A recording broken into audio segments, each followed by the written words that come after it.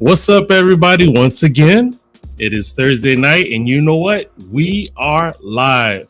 It's your boy, The Veep. Salute to you. Hey, it's another great night, and we have another great guest. I'm excited to introduce you to my guest. And most of all, what do? We have fun up in here. So please, get yourself a drink, get you some popcorn, whatever.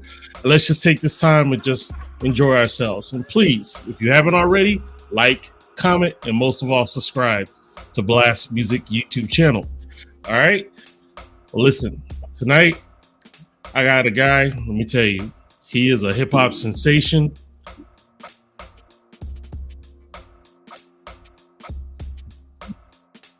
Sorry about that. My mic is fickle. We got an artist. His name is Bittah Dreamer. He is a hip hop sensation. Emerges from a small town with dedication and raw talent, earning nominations and acclaimed at prestigious awards like ISSA, Homegrown, Red Carpet, and the Rampage Award. He's not just a rapper, he's a visionary.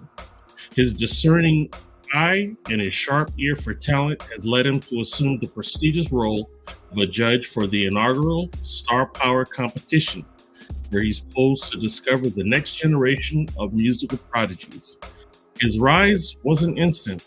Okay, he's paid his dues, shared stages with industry giants, and collaborating with legends like Rick Ross.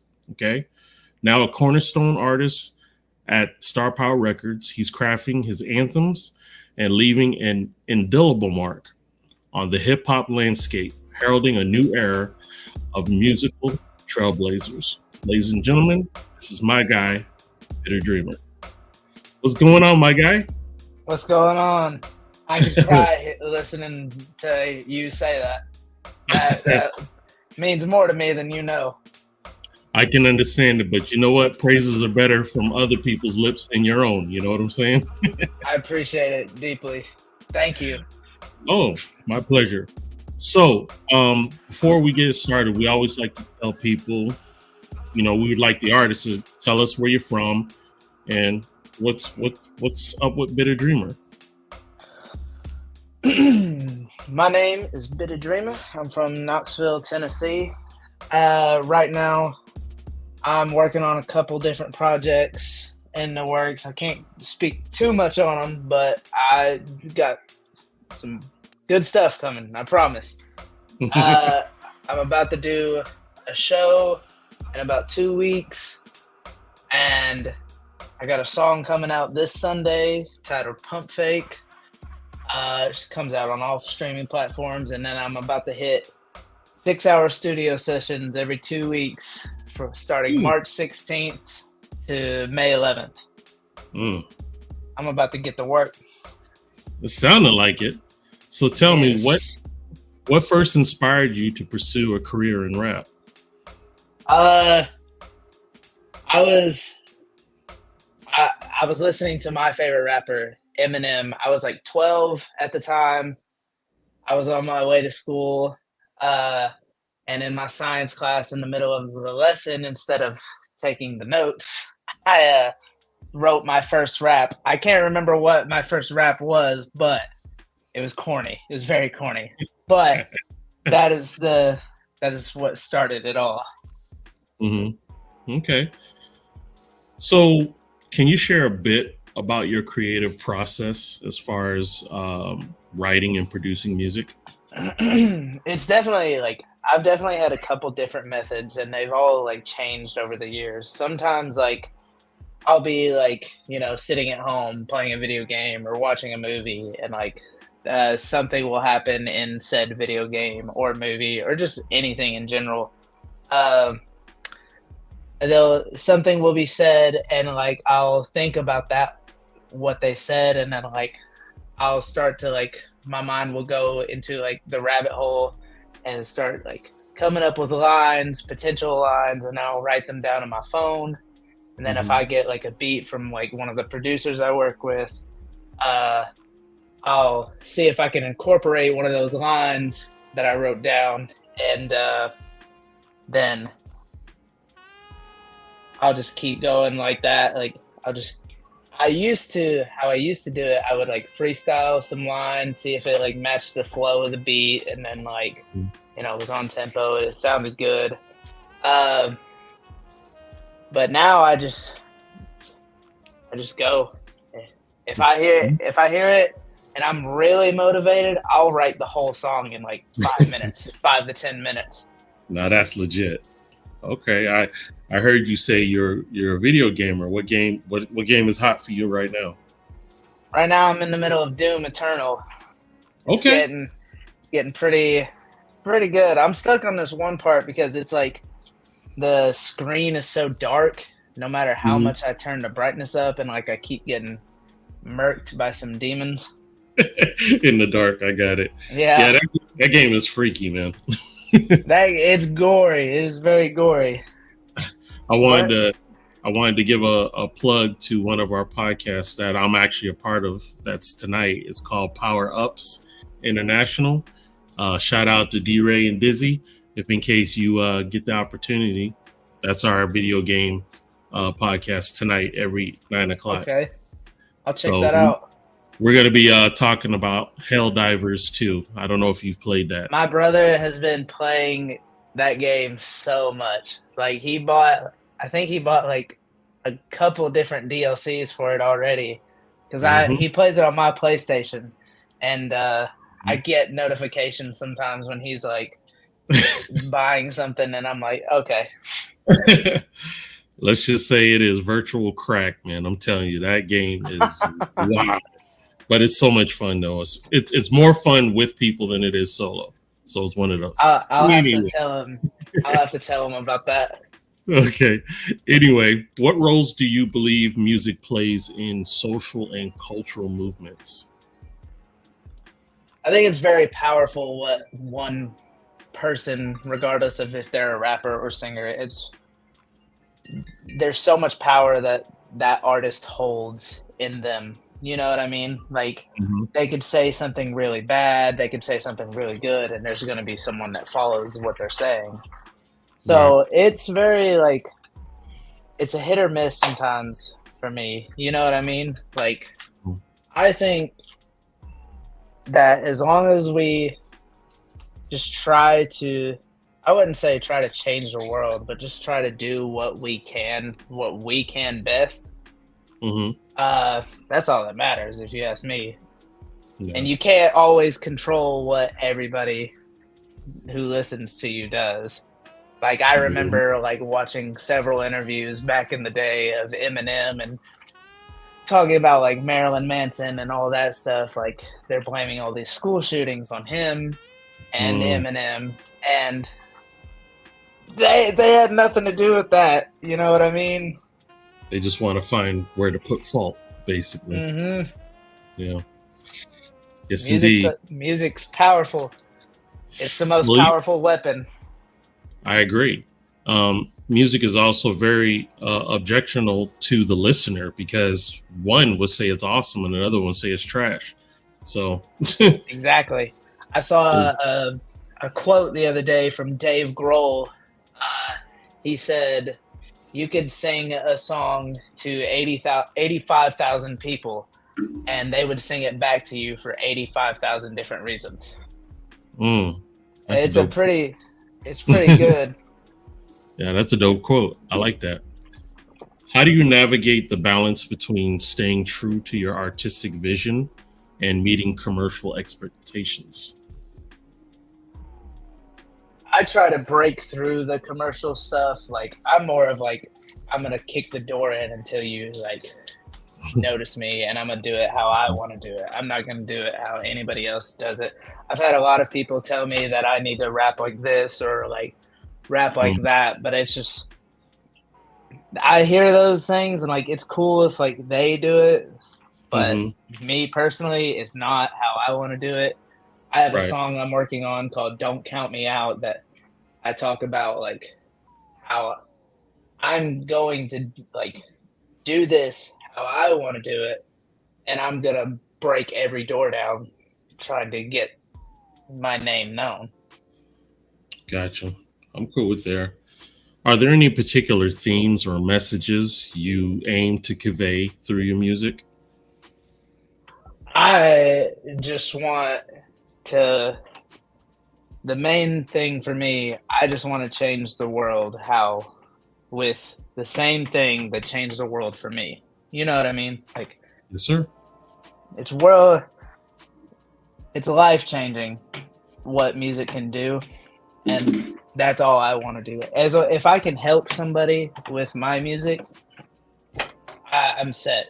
Even just one person, Mm-hmm. I'm set for life. That's what being rich is to me. No, I feel you. That's big. As an independent artist, what are some of the biggest challenges you face in promoting your work and reaching new audiences?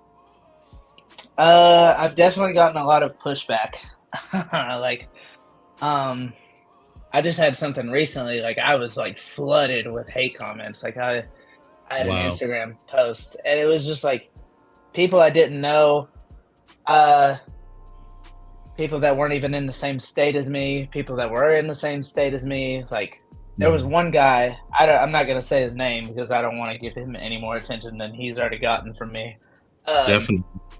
He commented one negative thing on one of my posts, and then he went through my profile and commented on another profile or another post, and it was even more negative than the last thing he said. And all I said was, even if you hate me, we still have love for you, or I still have love for you. And then he that, I guess that really set him off, and he was saying something like, I can't remember exactly what he said, but it was like, stop with all the fake love stuff, like the fake positive and all that. And then I said the exact same thing as I said before to him, and then he just didn't respond. You know, some people just hate to hate. There's no controlling that. We just gotta. I could always understand if someone doesn't like something, but why do you keep coming back? You know what I mean? Exactly. If you don't like it, why waste your time? I totally agree. There was actually someone that had put a comment on one of our other podcasts, and there's a saying that a well cannot spring forth bitter and sweet water. It's either one or the other. So the guy was like, I feel sorry for you, but at the same time say you're terrible. So it's like, bro, what's it gonna be? So yeah, they just want to hit. So they love to do it. How is the actual way you would handle these criticism and feedbacks, both positive and negative, from listeners and critics? So the thing that I just said, like, to that guy, old me, this is where I've grown. Old me would have gave him the time of the day, gave him exactly what he wanted, and like responded very negatively back.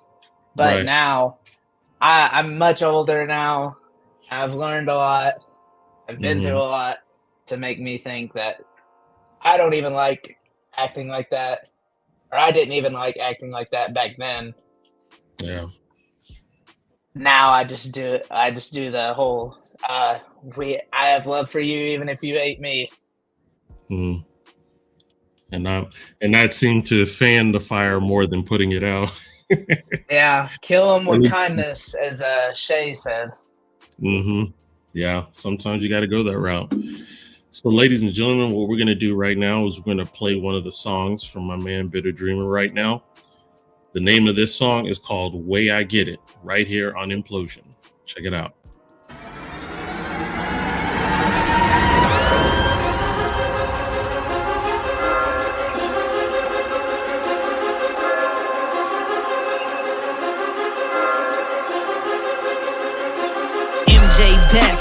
MJ back, moonwalking on these bitches yelling MJ back. My shit dirty Diana, and the kid is not mine, but I'm seeing the white squares when I'm walking the line. The way I get it, MJ back, MJ back. Moonwalking on these bitches, yelling MJ back. My shit dirty Diana, and the kid is not mine. But I'm seeing the white squares when I'm walking the line. The way I get it. 100 blocks on the dot. Ricky Ross, new whip, tennis shoes in the socks. I'm up in Secret City, yeah, that boy got the lean. You better hit the phone and bricks selling like ringtones. I'm stepping out fresh, I'm stepping out clean. My nigga Young Mob, dope boy in DPC. When I'm up in the D, we gon' stunt like a dog. My niggas drop out of school, but we subject to ball. Don't worry about the crackers, cause the crackers ain't sharp. I'm looking in the phantom, bitch, you know that I'm the mob. See the grill in the front, might get a feel in the front. Fuck how you feeling, Ricky Ross, I get $1 million a month. I'm so mob, I get it so mob. Pulling up to the trap, fresh off a blowjob. Yeah, I'm charging all the jeans, pussy nigga tell that. If you waiting on the side, boy, just hit myself back.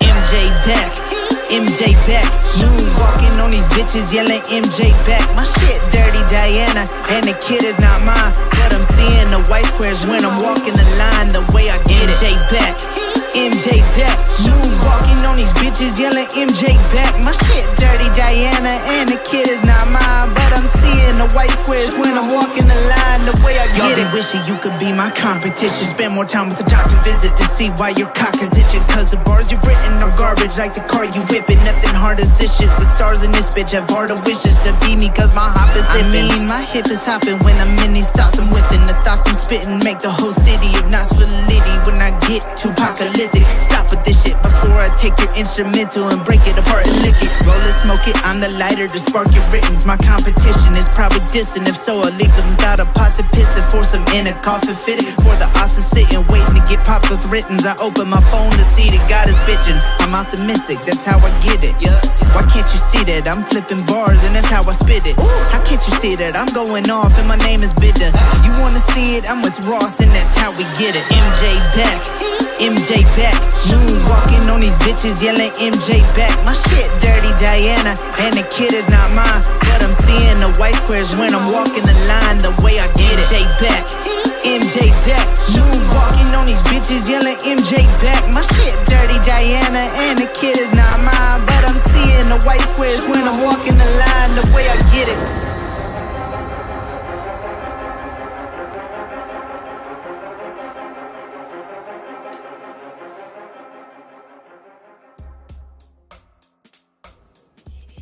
The way I get it, boy, that song was hitting hard, man.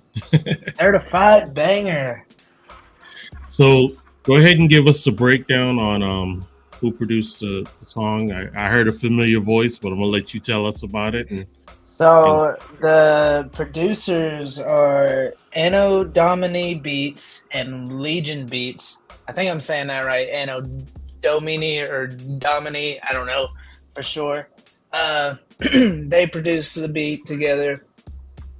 And then the legendary Ricky Rose, as y'all heard on that. Mm-hmm. That took a long time to like get it actually released because the distributor that I use DistroKid. And they weren't going to let me release it because they thought I was like just using his name for clout. They weren't actually listening to the song to see if it was actually him. And I was like, I have a contract to prove that I bought it, or that I bought the verse, and they were still not having it. They weren't going to take the contract. They weren't going to look it over. They wanted me to send Rick Ross's personal ID to prove that it's actually him on the song. So I went to United Masters, another distributor, and shout out United Masters, because if it wasn't for them, I wouldn't have gotten released it. That is crazy. Wow. So how did you get that whole situation? You actually paid for the verse, or how did that work? Yeah. The way you can do it, any artist, rapper, singer, it doesn't matter. If you'll go to their Instagram page and they'll have that contact button. And it'll say like email, or like you could text their phone number or whatever. You don't actually talk to the artist. You talk to their team. Okay. And then like you'll send them the song and, business like such and such. And then then the magic happens. Well, sometimes it's good, sometimes it's bad. I thought he did pretty good on it. I thought so. That song was hitting, man. I love it. So there's a local hip hop duo that I do shows with here in Knoxville sometimes. They're called The Products with a Z at the end. Shout out to The Products. They used to do this thing called Secret City Cyphers. They would do like these one shows a month, and it would be like open mic stuff for like hip hop artists like around Knoxville. And in that verse that Rick Ross does, you hear him say, "I'm up in Secret City." So he's done his research on us a little bit. Okay. So it's a little more customized to the song. Yeah. Okay. I love that. So like in situations like this, in what ways do you believe technology and social media has impacted the music industry, especially for independent artists? I think there's good and bad about social media. Like, obviously, there was something, I didn't watch the full thing, but like Post Malone was talking about it. He said you could be having a good day, and like if you're an artist and like a well-known artist, and someone you get on the internet and someone calls you like a effing dog or whatever, right, and they just speak ill of you, and like it'll ruin your whole day. Like Logic, I remember Logic disappeared from the internet for like 4 or 5 years because of how much hate was going towards him and like all this and that. But then there were like also heated debates where like it would be good for like hip hop, especially like who is the greatest, who is not the greatest, who's top 5 worthy. So it has its moments. I think the hate could chill, you know, like we could all take a chill pill on that. But yeah, if we could just get rid of that, the social media would be great. But yeah, I think social media in some ways is like a double-edged sword. There's very beautiful and awesome opportunities to reach the world without leaving, in this case, my office. But at the same token, it can visceral negativity, hatred can travel super quick because of it. So how do you stay motivated and inspired during times of creative block and doubt? Or doubt. God, it's so funny you say that, because I literally just got out of one like a couple months ago. I was literally like struggling so hard to write any song at this point. So I was like working on an album, and I was like doing really well on it, and then like something just crashed in my head, and like it was almost like, you know, when a computer just like randomly shuts down and gets a virus. That's almost what it was like for me. I had everything written for this one album I'm working on, and at the time I was thinking I was just gonna, you know, do this album and then quit, because I just like I couldn't think of anything. I've had writer's block before, but that one was like particularly bad because I just couldn't bring myself out of it. I think it took like 8 months for me to write something. Wow.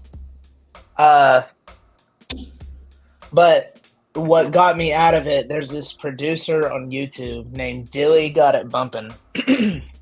What he does is really cool. He'll like, for his beats, like when you play the YouTube videos, he'll have this little section in the bottom corner of it.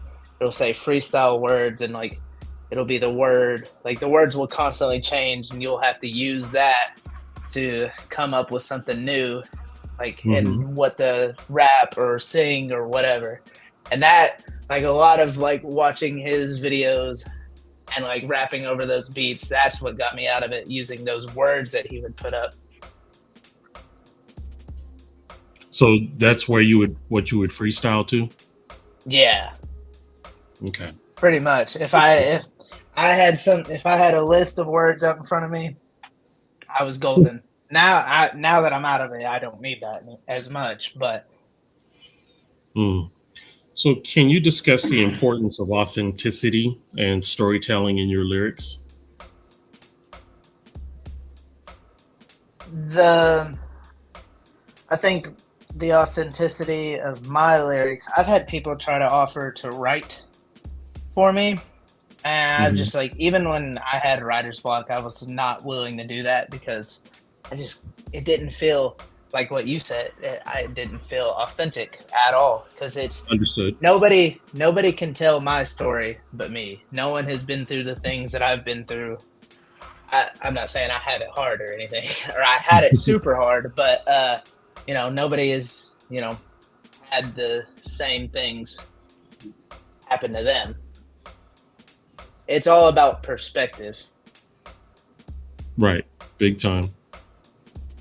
How do you see the role of live performances in touring and building your fan base and connecting with your audience?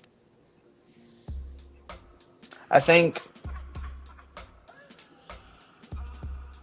every artist, no matter who it is, if you're a Miley Cyrus or a J. Cole, it doesn't matter who you are. You should perform like you're performing for nobody. Like, it doesn't matter. You're gonna screw up. There's gonna be times where, like, I've had some times where, like, I've absolutely flopped on stage. I've done horrible when I thought I was gonna do good, and that's fine. That'll happen.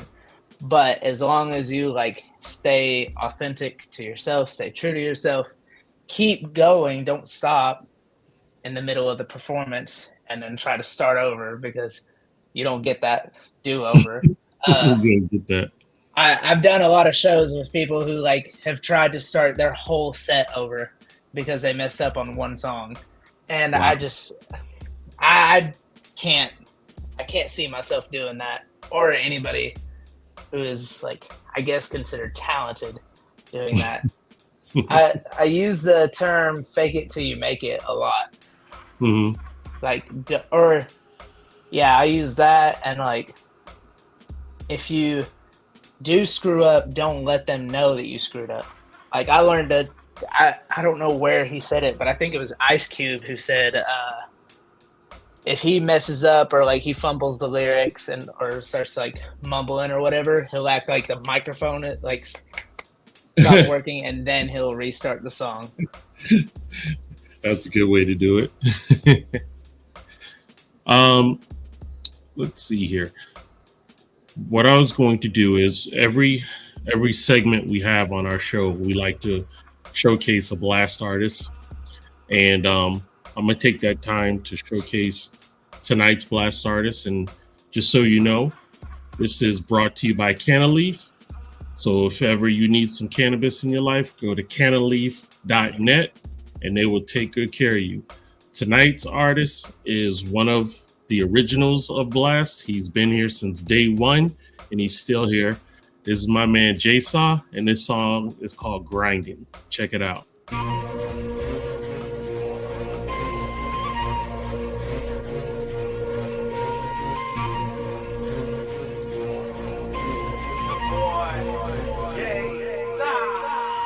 Be waking up every day. You on my stride. Worry about yours, man. I'ma get mine. I see why they throwing shade, cause I really shine. Worry about yours, man. I'ma get mine. Just grind. Just grind. Just grind. Just grind. Be waking up every day. You on my stride. Worry about yours, man. I'ma get mine. Since I was a young lad, I always had a hustle. Lil dude, zero muscle. I'll never with a confrontation, no trouble. I got smile on the double. People wanna know how I got here. When it came to BS, I stay clear. When I saw tall signs, went straight there. Like I got a sweet tooth, funnel cakes there. Kept coming around like state fair. What is it that you want from me, my niggas? So many clowns here.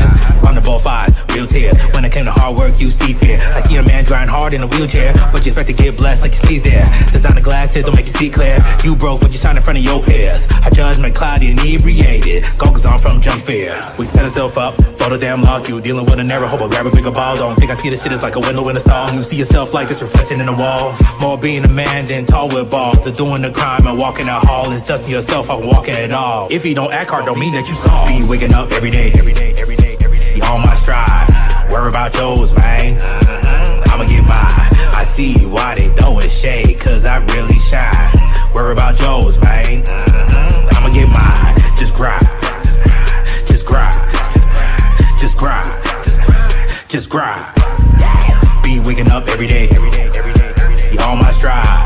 Worry about yours, man. I'ma get mine. Back up in the old days when I had the scales and bags. Chop it up quick. Hit it with that thing. Scale it up and bag. Roll a blunt and pop the tag. Hennessy, no ice and glass. I push the four just like a jag. I'm away to the strip, let's go. Let's smoke a Super Bowl, Tecmo. I got my tunes ready, let's go. My speaker bang like a fofo. Roll like a popo at the front door. When the kick go, when the shit blow, like the blood and crib go. Get drunk, go full loco. Pull up on the club, on me. They open roast when they see me. How many with you? Just me. When it comes to grind, it only trust me. Niggas talk like bitches, trust me. Won't snitch on myself, trust me. Only roll for myself, go for myself. If I get caught, the only thing I do know is don't know. I 8 balls on me. Security don't even search me. Rockets it weird pockets girthy. Looking for some nose that's thirsty. The bouncers know I'm here to work G. They'll lay you out if you try to work me. I know about street type grind life. I took a different road for my life. Be waking up every day, every day, every day, every day. You on my stride. Worry about yours, man. I'ma get mine. I see why they throwing shade, cause I really shine. Worry about yours, man. I'ma get mine. Just grind. Just grind. Just grind. Just grind. Be waking up every day, every day, every day, every day. You on my stride. Worry about yours, man. I'ma get mine. And that was our boy Jay Saw, and that was Grind. And if you are an independent artist or spoken word poet or up and coming comedian looking for some exposure, you can go to blastmusic247.com and register for free.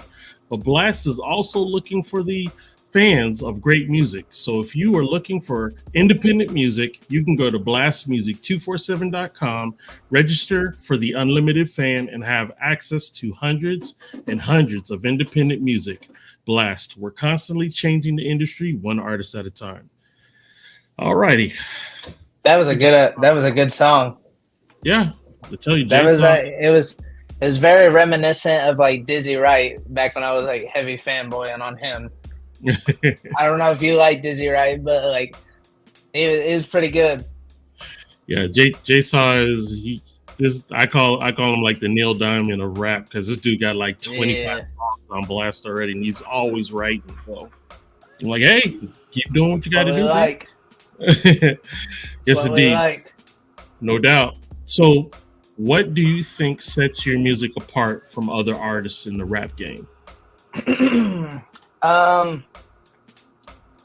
I think what sets my music apart from everybody else is that like no one has done the things that I've done. Like, to give you some background, I've been rapping since I was 12. I said it like earlier, but I've also like, you know, I've been in choirs, I've been in musicals, I've been in plays, I took theater arts classes, all to make myself better at making music. I take all of those elements of those like creative like outlooks on everything, and I tried to blend them into what I'm doing now.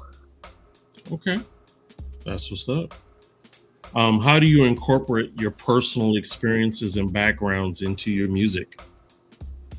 To me, I treat it like it's therapy. Like I could go to a therapist and like, you know, vent about a lot of different stuff. But to me, in my opinion, there is nothing better than writing it down over a beat and then going to the studio and just letting it out. To me, that is the therapy session. So do you believe that rap music has a responsibility to address social and political issues? I think yes, to a certain point. Like, there's some people who overdo it with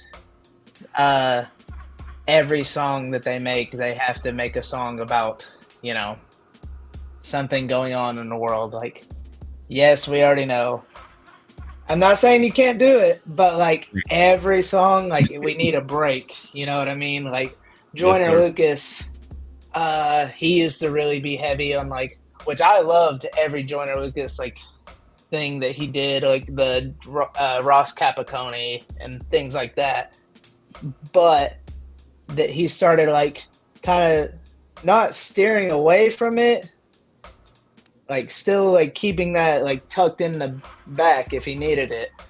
But he was like, you know, making music that people can like vibe to and stuff like that. Like he hopped on songs with Chris Brown and like Young Thug and like people like that. And yeah, it's just it gets to a point where you can do it and you can't do it. You know what I mean? I do. I understand the challenge of sprinkling politics in your music. I mean, like you said, that is your prerogative, but it gets to a point. Like I don't want to hear about like how you don't like Joe Biden in the club. It is what it is. Can you share a particular memorable moment or experience from your journey as an artist so far? Dang, that's a hard one. There was this one moment. My brother lived in Chicago for about 2 or 3 years, I think. And I was, at the time, I was really I still am kind of, but not as much as I was. I was a huge fan of Chance the Rapper. And we all know, like, Chicago is where he's from and whatnot. For my 18th birthday, I spent a week with my brother in Chicago. And I just remember saying, like, as soon as I got there, like, I'm meeting Chance. I'm meeting him while I'm here. And my brother didn't think I would because Chicago is so big. But we go to this museum the first night that I'm there. And then like 2 days later, me and my brother, we go see a play. And while we're at the play, this Chance the Rapper was at that same museum doing a charity event. Wow. So it was pretty close. And I said to him, I was like, if I meet him, I'm rapping for him. I'm kind of glad that it didn't happen though, because back then I wasn't as good as I am now. Mm-hmm. Well, hopefully Chance would have been humbled by the fact that yeah, we would assume. Maybe one day, Chance. One day. So let me ask you this. How do you approach collaborations with other artists or producers? A lot of the artists I've collaborated with, I've worked with a lot of big artists. Like my first album ever has like rap legends like Razkaz and Corrupt on them, and I kind of go about them the same way that if I'm going at it with an artist like Razkaz, Corrupt, or Rick Ross, I'll go about it the same way I went about the Rick Ross verse. You know, like I'll see if I can get their Instagram, and then I'll see if they have the email button. Sometimes they don't, sometimes they do, and then I'll try to chop it up with them. I'll send them the email. I've actually gotten no responses from a lot of big name artists. I've tried to like get like really big people out to see if I could get a feature from them, or if even like they'd respond. Like some of them I didn't think they would ever like give a feature to me. Most of them were just to see what would happen. But yeah, a lot of them were just like kind of like a left on red situation. And if it's someone local, I usually like will do shows with people that I don't know a lot of the sets that are on at that show, and like I'll pay attention to which ones I like the most or like which ones I don't like. Like the ones that I do like, I'll talk to them the whole show. Like I'll like give them their props, and then like I'll ask them if they want to work on something together, and then like we'll exchange info, and then we'll talk about it, and then sometimes it hasn't always happened. Like there's a lot of artists that I have spoke to that I still haven't worked with to this day. Like there's this one guy I've known him for like 8 years now. Mm-hmm. We haven't done a single song together yet, Hmm. but we've done several shows together. What do you think? Not the right synergy. I think we would sound great together. Some of them. Just timing. Timing. It's exactly what it is. Got it. Now this is a good question that I would love to hear from you. What are your thoughts on the state of diversity and representation within the rap industry? I think it did start out like, you know, I will acknowledge that, you know, it is a Black culture. Mm-hmm.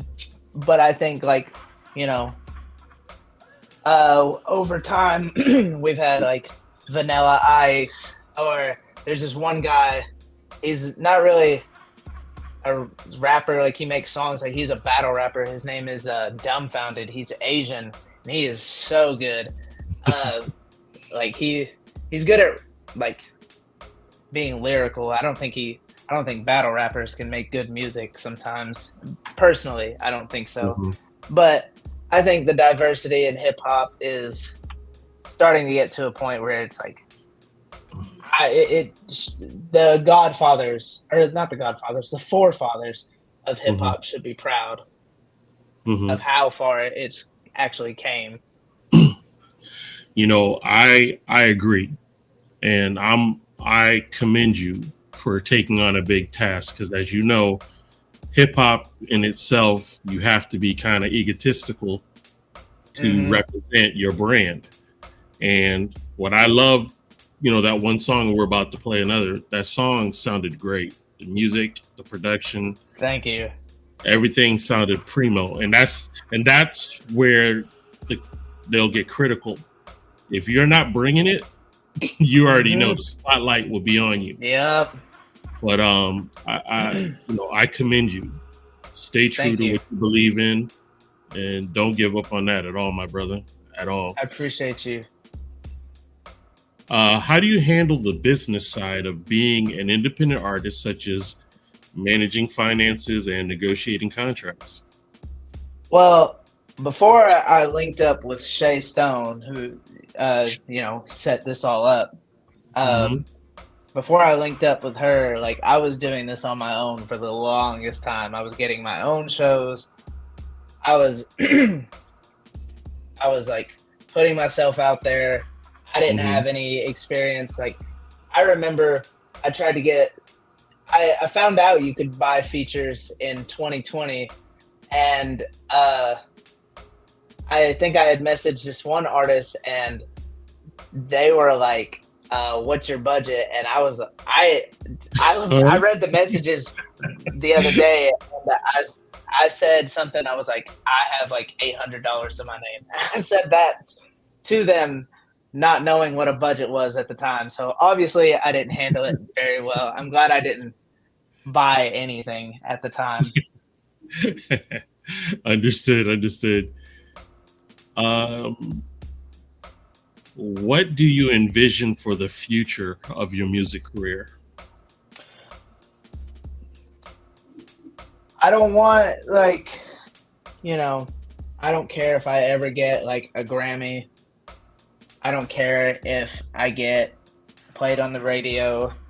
I don't care if my songs are blowing up on TikTok.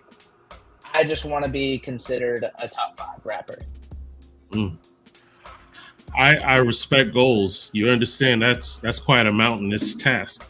Because to me, being in somebody's top 5 is worth more than a Grammy. Fair enough. I respect that. So, Bittah, I'm gonna have you tell us about this next song and the importance of it besides it being a premiere. So go ahead, my man. Tell us about this one. I hopped in it with a pump fake, bro. So the song, I was just looking through beats on YouTube, and like I've been heavy on Mac Miller. Like I'm wearing a Mac Miller shirt right now.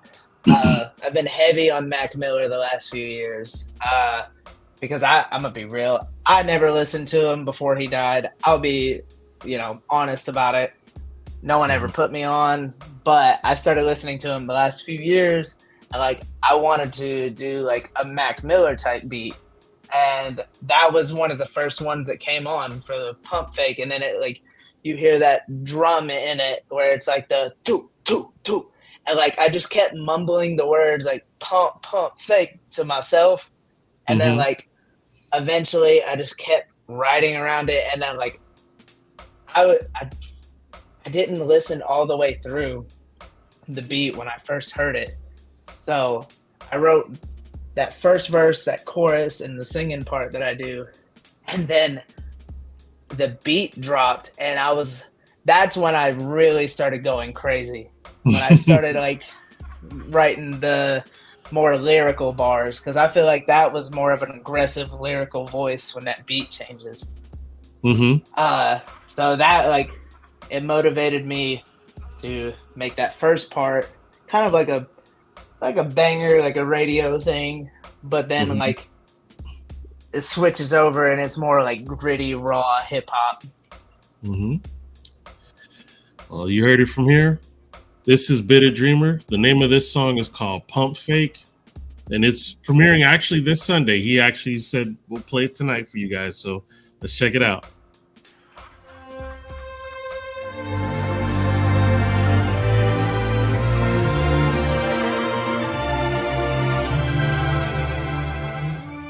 It's Big Boy Pluto, I'm the mother.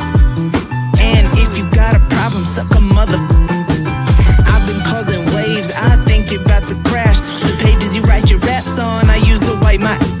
No, this ain't all cap, you can ask my nephew Jax. Everything that you be talking about sounds like trash. Everything that we be talking about sounds like facts. And if you whack, we coming for your rhyme. Keep going. And if you think that we would waste our time trying to give you all the shine, you're mistaken. No one's playing all those lines you got from someone else. It sure would be a crime if someone labeled you a 3, if someone labeled you a 5, if they labeled you a 1. Whatever rank you think they gave you ain't gon' help. If you see me, better run. I'll hop up in with the pump fake. I pump fake. Pump fake. Rappers talking, but they ain't got it like that. They saying that they live, but they ain't never held a match. I hop up in with the pump fake. I pump fake. Pump fake. Rappers talking, but they ain't got it like that. They saying that they live, but they ain't never held a match. I hop up in with the pump fake. I pump fake. Pump fake. I am not really fond of whatever books these be on. Hold on. Let me try again. I am not really fond of whatever books these be on. So I say f them all. Yeah. Second time is never as it seems. The past just seems to fade into a dream. A new beginning can wash away the old, but so often it's the I'm Frank Castle when I aim at you. I play with her G-string, she call me Dave Matthews. When I'm spitting these writtens, I'm on a mission of dissing these. Spitting from spitters, cause that's forbidden. I'll trick these ballers like Pippin, cause if you with it, I'm with it. Y'all about to know my rage is driven the minute I was given the listen. They about to put me in prison. I was ripping through spitters while they witnessed the vision and killed them all with my rhythm. I align the flows like some chiropractic. Play no games with these spiral dragons. My fans are pyro addicts. When I write those rapids, guess I'm on fashion, cause I've shut down, that's diplomatic. I'ma blow a gasket with the jokes you cracking, cause the flows I'm rapping is so dramatic. You're at the rope in plastic, I'll choke the crack, and your parents find you strapped to a soaking mattress.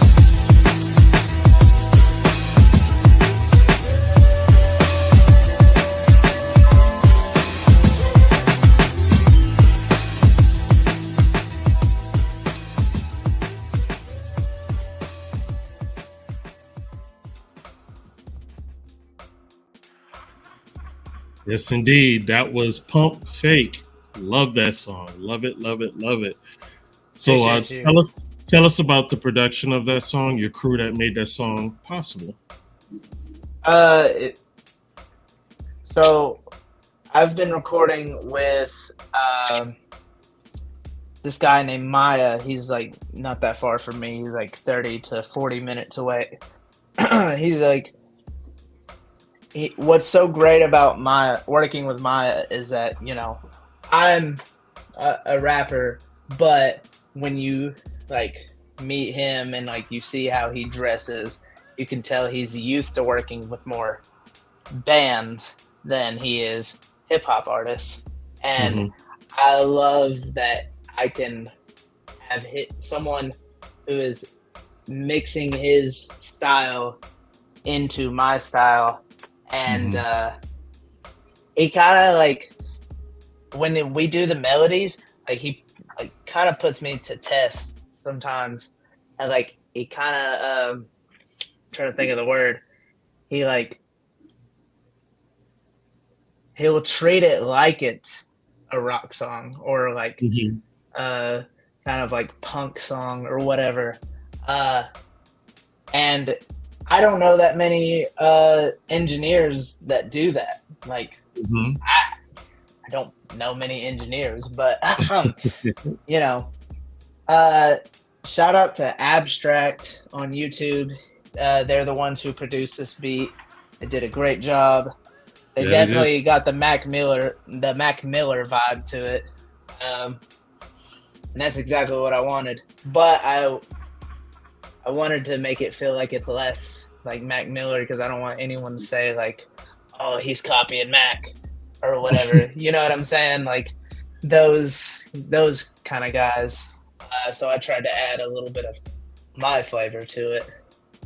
Well, you know, people are going to talk. You can't stop that. So oh yeah, 100%. just keep doing you. So, my friend, let's wrap this up with this question. What advice would you give another aspiring independent artist who are just starting out? Don't listen to anybody but yourself, whether it's good or bad. Only listen to yourself about when it comes to music. Now, if it's something serious, go like, you know, get some help. But like, but if it's about music, do not take advice from everybody, because not everybody knows what they're doing. If it's someone you can trust, then I'll go for it. All power to you. But if it's some like weirdo like that thinks he knows or thinks they know, that don't acknowledge them. Especially if it's hate. No doubt. So, Bittah Dreamer, tell people where they can find you and where they can buy your music and all that good stuff. Find me on Apple Music, Spotify, YouTube, every streaming platform known to man, except SoundCloud. I haven't dropped anything on SoundCloud in like 4 years. You can also find me on Instagram at I am Bittah Dreamer. That's IAMBITTAH Dreamer. No spaces, none of that. Just straight up. You can also click that link in the bio when you get it. You'll find all my social medias like TikTok, Facebook, all that good stuff. Yes, indeed. So, ladies and gentlemen, that is our time. Bittah Dreamer, thank you so much for hanging out with me, man. Thank you for having me. I appreciate this more than anybody could ever put into words. Well, I'm glad we were able to help put another notch in your belt, and we definitely look forward to see where you're going to go, my man. And everyone, thank you for taking the time to come hang out with me. Make sure you subscribe to the YouTube channel. If you'd be so kind to give the video a like, we would appreciate it. And most of all, remember, please be kind. Let's celebrate the difference to make a difference. It's the V, and I am out. Peace.